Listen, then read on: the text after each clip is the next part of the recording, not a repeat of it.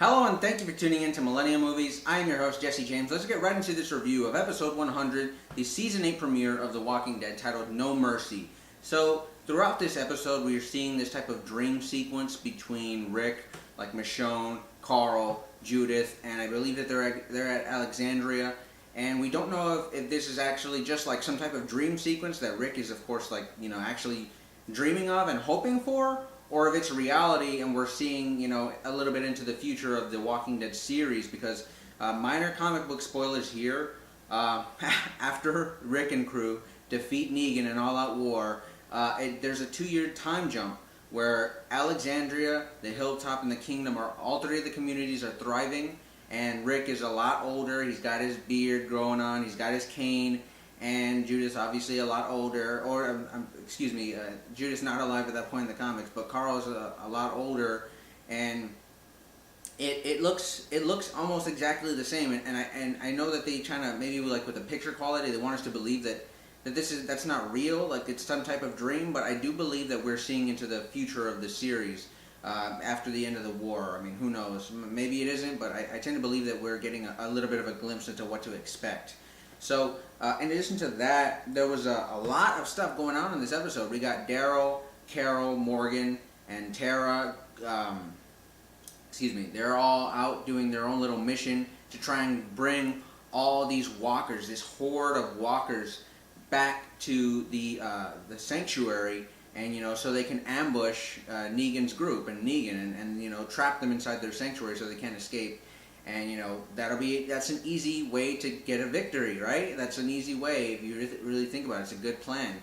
So they're doing that, and while they're doing that, they run into a little bit of a problem. But Morgan settles that problem, and they blow up these vehicles, and eventually they're going to meet up with Rick and crew later in the episode. But they were doing their own thing, and something I do want to point out about Morgan, we see it twice. The first real establishing shot we see of Morgan, he's killing this guy with his stick, and it's just complete polar opposite of where Morgan was all of last season, and he was really battling it, and he was trying to stick to his philosophy, but with what happened to the kid, I believe his name is Ben. I'm sorry if I'm getting that wrong, but after what happened to him, Morgan's done a complete turnaround, and he's just out for blood at this point. That's all he cares about.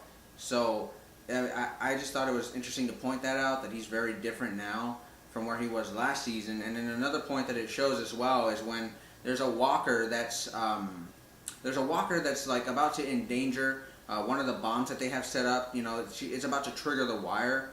So Morgan is the one to go and try and kill the walker, and that was a very dangerous thing. But at this point, Morgan is going to kill all these sanctuary members, or he's going to kill all these saviors, or he's going to die trying. So I think we see it in that scene there too, where even though Carol and Tara and Daryl had just talked about how that walker could blow up everything, it really could.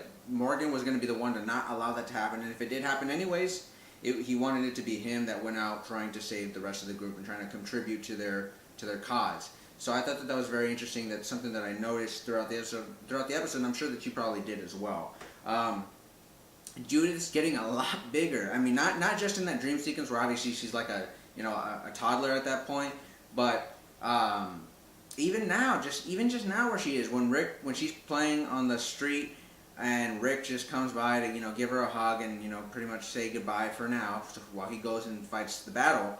She's looking a lot older. She's getting really big. So that's just something that I noticed. And oh man, Judith is growing so fast. She's growing so fast. Her and Carl.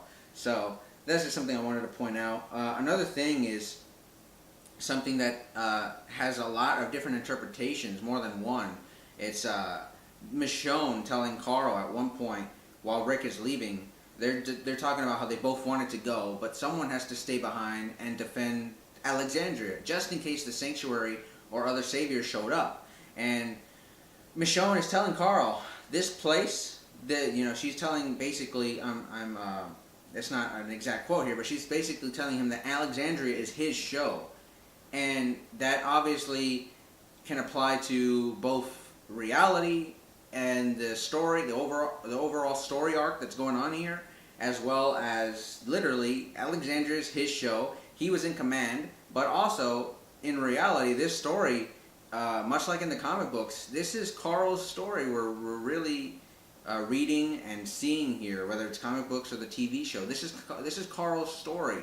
Yes, Rick is our protagonist for now, and that's how it's been for a while. But in the end, Carl will take over Rick, and he will be our leader, and he'll have this entire backstory already just from what we see him progress throughout the show and all this history.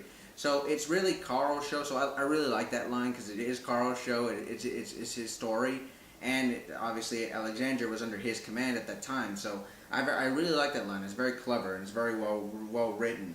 So another thing that I wanted to point out is Rick keeps looking in a couple of these scenes where he's like kind of reminiscing. It looks like he's reminiscing, and he's giving a speech, and he's looking out to the distance. And there's another point where he kills a savior, and then he looks to the distance. And every time that he does that, I believe there's a tree. There's one tree that's like isolated at the top of a hill in the middle of all these beautiful plains. But there's this one hill, and there's one tree on top of that hill. And it just makes me think, again, this could just be my interpretation, which is probably vastly different from other people. Maybe some people didn't even think about this. But to me, I felt like that maybe they were trying to go for some symbolism there of like this Valhalla, or like this heavenly kingdom that's just right in the distance, and Rick can see it right now. He can see that peaceful life that's waiting for him and his friends and his colleagues if he can just get this battle over with. If he could just get this war done with, that peace and that promise of peace is just right around the corner, and it's just right in his grasp. So maybe I'm wrong about that, but I feel like that's something they might have added in there just to kind of be a little bit of symbolism, but who knows. Another thing that I wanted to point out, speaking of good writing, is when Rick and Negan are having their confrontation, when they're talking to each other in front of the sanctuary. I love Rick telling Negan, do I have to count? And he's going to start counting, and of course Rick starts counting. That's a great callback to last season's premiere episode, where Negan, of course, had Rick on the ground and told him to cut Carl's hand off, just complete chop it off. And he tells Rick at one point, are you going to make me count? I mean, okay, Rick, you win. I am counting. And Rick does the exact same thing, puts it back on Negan. I love that. And also another well-written part in that entire conversation was Rick asking Gavin. I don't think he asked him directly. He asked all the other lieutenants, but Gavin said, "Can't we take a break?" And of course Rick says no. And I think that made so much sense, because if you think about all those people here, Gavin's line of "can't we just take a break" tells us two things. One, it's a complete demonstration of how Negan rules through fear. Because of course, obviously, Gavin is not going to just, switch sides. These people aren't going to take it anymore. I'm going to join Rick and be safe and be alive. No, because if it backfires on him, Negan will I try and keep it PG-13 on this channel, but Negan will roast him. Literally, he'll put the iron to his face, or worse. Who knows? So obviously he's not going to go against Negan, but at the same time, Gavin is thinking, and it's very true to the character, because we remember in the old conversation that he had with King Ezekiel that the only reason he took the job that he has going to the kingdom is because there is no confrontation there. He doesn't want to have to deal with fighting and, like Negan said, exchanging lead, throwing lead at one another. He doesn't want to have to do that. So I thought that was perfectly within the character's realm to want to have to try to come to some type of deal, some type of mutual agreement between the two, but that's obviously not going to happen. That's not going to happen with Rick and Negan right now. But well-written scene. The suspense was there. It was great. It was killing me. I was hanging on through it, to every last word that they were saying about what's going to happen next. So I really enjoyed that. Another thing that I really wanted to touch up on here, I got my little notes here, is that Rick had a chance to kill Negan, and he really did try. He really did try. But of course, Negan was kept safe. Obviously, he's got some plot armor. You're not going to kill Negan in the first episode of season 8, but still, he tries to kill Negan.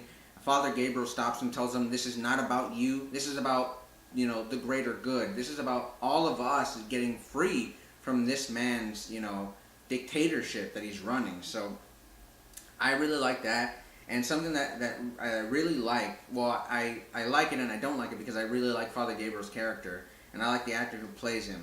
So I'm upset at what happened to him, but it's so poetic if you think about it, because Father Gabriel, of course, he's there and he sees that what's his name? I forget the scumbag coward's name. Gregory. There he is. Gregory. He sees Gregory in trouble. And Gabriel is in his truck, and he can take off. He can go home back with Rick, and he can be safe. But, if you recall, Gabriel only survived for so long by leaving people behind and shutting people out and only thinking about himself. But in those decisions that Father Gabriel made, if you look back at season 5 and season 6, they really weighed on his mind. And in this moment where he sees a person in need of help who's about to get left behind, those demons, that guilt that's weighing on his conscience, on his mind, they come back to haunt him in this moment, and he decides he's not going to do that again. He wants to do right by God and do right by his fellow man, and he wants to go and try and save Gregory, but it backfires on him. And the one time that he does try and save someone, it's cost him, and that now he's surrounded by a horde of walkers with one of the worst people on the planet in Negan. So that decision now, and those decisions in his past, have come back finally to haunt him, and it's cost him this capture and possibly being trapped, and it's possibly cost him his life as well. Well, that remains to be seen. We don't know what's going to happen to Father Gabriel's character. We will pray for him. We don't want him to die. At least I don't. I really like his character. He's made such a transition from when we first met the character to where he is now. So I hope that he makes it through, but it's looking kind of bleak for him at this point. Very good episode. Very well written, like I said. There's a lot to look forward to as well in this season. It looks like it's pretty action-packed. I can't wait for it. I mean, I'm just ready for some all-out war. I'm ready to see my kingdom, my Alexandrians, my hilltop peoples. I want them all to just be happy and get this war over with so we can all be old with beards and canes and little Judas running around everywhere with not a care in the world. So that remains to be seen, though. Of course, I do want the war to last a while too, because I just love the action. But yeah, guys, this has just been my review over the season premiere of The Walking Dead. I really liked it. If I had to give it like a grade score, I'd probably give it an A-. It was pretty good. Not the best, but it was serviceable. So let me know your thoughts on the comment section below. I'd love to hear them. I'd love to have a conversation about The Walking Dead. I'm going to be doing weekly reviews on this as long as the season's around. So if you want to come back next week and hear my thoughts on the next week's episode, you can go ahead and do that as well. Consider subscribing to Millennial Movies. That's this guy right here. I cover multiple things. I cover movie news, movie reviews, TV shows like this, Walking Dead, MTV Screen when it returns, Stranger Things on Netflix coming next week. So, in the meantime, I will see you guys next time.